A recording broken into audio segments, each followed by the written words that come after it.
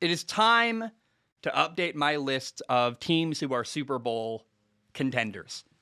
The other day, I made a list of 9 teams I believe have a shot to win the Super Bowl. I said one of these 9 teams will win the Super Bowl. It's time to remove Kansas City. They just lost to the Titans 27-3. And I've been intentionally taking my time with KC all year, giving them the benefit of the doubt, saying, well, let's see how things shake out. They lost to the Chargers. They lost to Buffalo. They lost to Baltimore. Now they've lost to Tennessee. And they're all good teams, all playoff teams. I'm like, well, let's see. Remember, I said in my predictions that Kansas City was not the same juggernaut they've been in years prior. And I picked LA, the Chargers, to win the AFC West. And I'm like, well, yeah, okay, that's fair. Like, they're not as good as last year. Sure. No, the Titans loss was the worst loss we've seen all year from Kansas City. Tennessee's secondary is a mess. Like, they are not very good.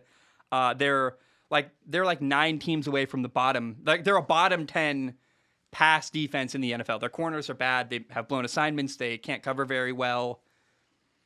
And yet still, Patrick Mahomes struggled to throw the ball against the Titans defense, excuse me. And let's give credit to Tennessee. It's a great win. If they keep this up, I'm going to have to consider, is Tennessee maybe a team that should be considered in the Super Bowl conversation? After probably week 12, I did one after week 6. I'll probably do one after week 12. These and the insert amount of teams are what we have now as Super Bowl contenders. And if the Titans passing game keeps getting it's getting better and better every week, and if they keep doing that, then yeah, I'm going to have to consider Tennessee a Super Bowl contender in 6 more games. But remember, the Titans got a new offensive coordinator. They got a new receiver, Julio Jones. I think it's okay that it took some time for everybody to get on the same page in Tennessee throwing the football. And against KC, the Titans quarterback, Ryan Tannehill, had the very best game I've seen him play all year. 21 for 27 passing, 270 yards, 1 touchdown throwing, 1 touchdown running. He did have an interception. It was kind of unfortunate. It was like the only negative play Ryan Tannehill had all game. And it wasn't really like a bad decision. It was a guy, they're trying to throw a screen pass to the running back. Defensive lineman jumps up, makes a crazy good play, picks off the ball. You're like, well, that's not really a bad play by Ryan Tannehill. That's just a great play by the defense, stealing the ball. They're like, I don't know, he's running his offense and kind of ran into a wall there. It's not really a bad Ryan Tannehill play. And I look at this Kansas City Titans game. 2 things are true here. Number 1, Ryan Tannehill is getting better and better, and the passing game in Tennessee is getting better and better every week and every game. But the other reason that Kansas City looks so good throwing the football is that Tennessee. The other reason that Tennessee looks so good throwing the football is that Kansas City's defense is, yikes.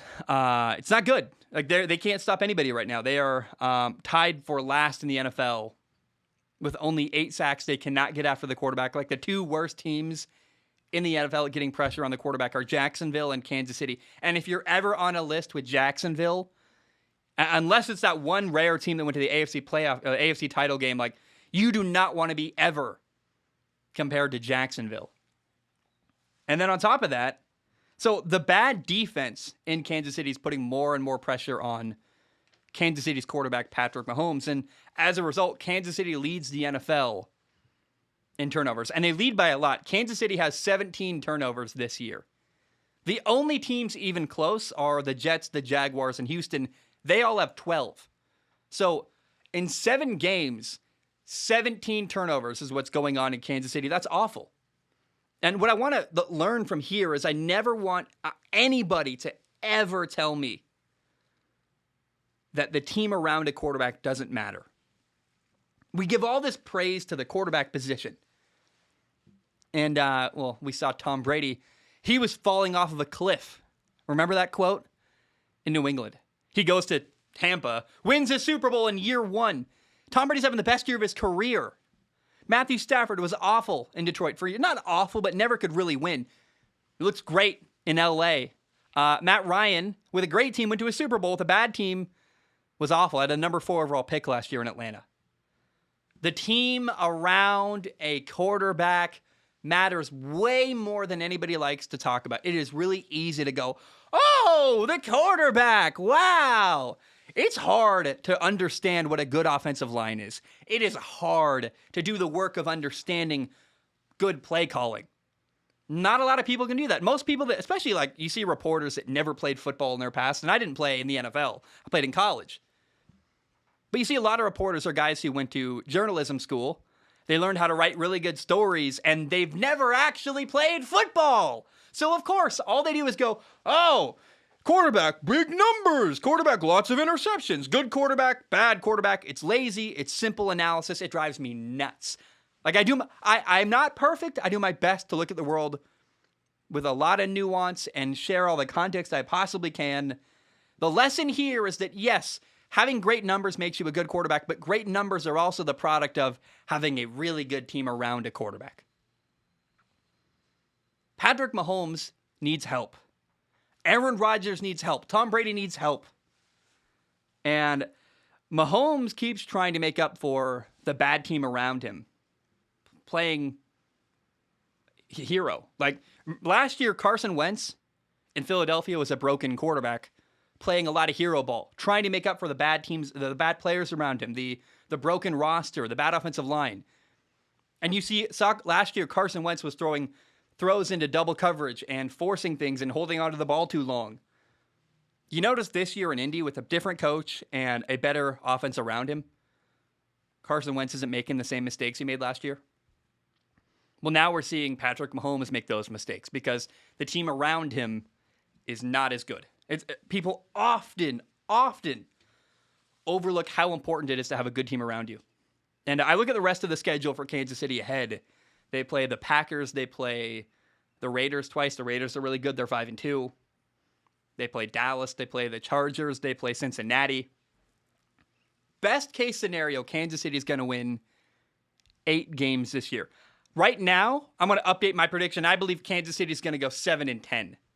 The 3-4 right now, winning 5 more games on their schedule. I don't know. If they can find a way to beat the Broncos twice, if they can beat Pittsburgh, which feels like a big ask, and if they can beat the New York Giants, then you will have Kansas City at 7-10. If they can steal a win from maybe the Raiders, then they'll get to 8 wins. Remember, the Raiders lost their head coach. That feels like a team that could be vulnerable enough to lose to Kansas City. But, man, I don't know. Like, for sure, Kansas City's not a Super Bowl contender, and I would hit the panic button. If you're a Kansas City fan, I've been waiting. I'm never a person, I try not to be, who's quick to pull the trigger. I'm like, let's wait, let's find out. And then after enough examples, I go, well, here's the reality. And then I lay down the hammer. And sometimes people say I'm too early. Sometimes people say I'm too slow. I don't really care what anyone thinks. I am ready to pull down the sledgehammer on Kansas City and go, yeah, this ain't good. I don't even really know how to fix it. I mean, they've got a massive contract to Patrick Mahomes. They've got a lot of people to pay. They've got problems galore. And there's no world right now where Kansas City is a Super Bowl contender. Now, the only thing I've left to say is, the question really is, can Tennessee keep it up? Tennessee has got a great record right now. They're winning games. It's been fun. They just dominated Kansas City. I mean, they were up 27-0 at halftime. And what I really want to see from Tennessee is if they find themselves down 2 touchdowns or 17 points in a game, can the passing game, my voice cracks. Can the passing game in Tennessee, it's like the second time in 2 weeks, by the way, where my voice is cracked really badly. Can the passing game in Tennessee with Ryan Tannehill bring Tennessee back into a game? Like, if somehow another team takes away their running game or they're down by 17 points, can Tennessee throw to win? And if they can, if Ryan Tannehill can throw the ball for 300 yards in a game and bring them back down 17 at some point this year, that'll be the moment where I go, this team is a Super Bowl contender. And we'll see. Maybe they just win 6 games in a row now and they go they're 10-2 to start the year. Then that will also be enough to put them in the Super Bowl conversation in my mind. I'm in no hurry to proclaim them a Super Bowl contender, but we will see how things go down the road. And I'll be honest, if I was the offensive coordinator in Tennessee and I was losing by 17 points in the third quarter, right? A lot of time when that happens, teams go, oh, we got to change our approach, got to start throwing the ball more. We don't want to take a lot of time off the clock. I'd go, I don't know, man. I would run my offense. Like, I'm not going to compromise what I do. Why change what you've done all year so well? If your strength is running the football, I don't care if Tennessee's down 21-0 in the third quarter. Run the ball. That's what you do. That's what you're good at. Why would you expect to succeed by suddenly doing something you're not comfortable doing or haven't done as well all year? I don't understand that. So I would not compromise my offense and abandon the run if I was Tennessee, even if I was down 21-0 in the third quarter, because I would be like, look, yeah, we're going to throw the ball. We're also going to run the ball. That's what we do. We run play action. We throw the ball intermediate levels, and we run the ball heavily. That's how we run our offense. I'm not going to compromise there. But I am curious, like, is Kansas City's defense the reason why Tennessee's passing game looks so good? Or is Tennessee genuinely, which I think it's a little bit of both. I think Kansas City's defense is terrible. A.J. Brown went off, had a huge game, like 133 yards receiving or something like that. I think it was 8 catches, 133. Someone could look it up. I don't trust my numbers there. That's probably wrong. But I look at Tennessee and go, they're getting a little bit better throwing the football every single game. Adding Julio Jones definitely helps. He didn't play a lot this year. But that will be something to keep track of for Tennessee the rest of the year.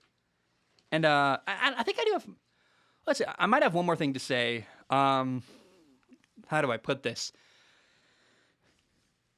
Is it possible, did maybe Patrick Mahomes buy into his own hype and take his foot off the gas a little bit? He had a ton of success early on in his career. Patrick Mahomes succeeded almost immediately. Yeah, he sat out a year, but when he became the starting quarterback, like bang, fantastic, won MVP, won a Super Bowl the next year. I wonder, did all that early success, maybe, and hypothetically speaking, this is a theory. I'm going to put it out there because it's better to say a theory than have it live in my notebook forever and never get said out loud. Did maybe all that early success, winning a Super Bowl, winning an MVP, almost immediately in his career, did that maybe give Patrick Mahomes a false sense of security? Like, did he always think it's going to be easy like this? It's food for thought. Drew Brees got traded from from San Diego. Remember, he was with the Chargers, and they replaced him with Phillip Rivers. Drew Brees had a painful loss in his career that set him back a bunch and gave him a real chance to dig deep and become a Hall of Fame quarterback in New Orleans. Aaron Rodgers sat down on the bench for years behind Brett Favre. And that's a tough act to follow. Tom Brady didn't start immediately. And Tom Brady was drafted in the 6th round. No one believed in him. Patrick Mahomes was not a 6th-round pick. He was never traded. He was never behind a Hall of Famer like Brett Favre with a bunch of people in your fan base angry that you shouldn't be the quarterback in Green Bay. Like, a lot of people were very angry when Brett Favre got replaced in Green Bay. Here's my point. Did Patrick Mahomes always have it easy? Is there maybe a lack of adversity in his career, in his story, where he never had to go, I'm going to get really good at every little detail? He's always been bigger, faster, stronger. He's made it work in the NFL. Kind of a carefree, very loose vibe. Is this year, and maybe let's spin it a positive way, maybe the struggle Mahomes is going through this year is that moment for Mahomes where it is that moment getting drafted in the 6th round for Tom Brady, getting sat behind Brett Favre, getting traded having your team in San Diego not want you. Maybe this year is the adversity Patrick Mahomes needs to get better at attention to detail. I like that thought. I like my theories. It's better to say them out loud than put them in my notebooks and bury them forever. So I just wonder, again, maybe did Patrick Mahomes buy into his own hype and off the field? He's in a lot of commercials, and that's not entirely fair to criticize. I would want to make money if I was him too. But did maybe Mahomes take his foot off the gas just a little bit and feel safe and comfortable? That's a fun thing to ponder for Patrick Mahomes and the rest of his career moving forward.